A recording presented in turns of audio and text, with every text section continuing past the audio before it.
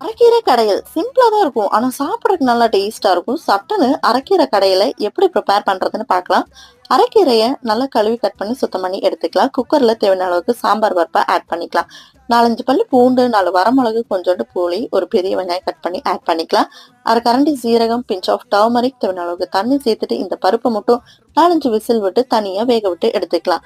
கழுவி கட் பண்ணி வச்சிருக்கக்கூடிய அரைக்கீரையை கடாயில கொஞ்சமா எண்ணெய் சேர்த்துட்டு இந்த கீரையை மட்டும் தனியா வணக்கி விட்டு எடுத்துக்கணும். கீரை கடையலுக்கு எப்பவுமே கீரைகளை தனியா வணக்கி விட்டு எடுத்தோம்னா அந்த கீரையில இருக்கக்கூடிய ஒரு பச்சை மணம் மாதிரி கீரை கடையல் சாப்பிட்றதுக்கே நல்லா சுவையா இருக்கும்.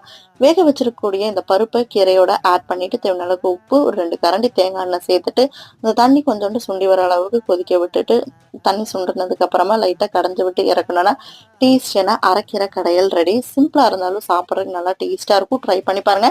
இந்த மாதிரி மோர் குக்கிங் வீடியோஸ்க்கு நம்மளோட சேனலை சப்ஸ்கிரைப் பண்ணிக்கங்க. தேங்க்ஸ் ஃபார் வாட்சிங்.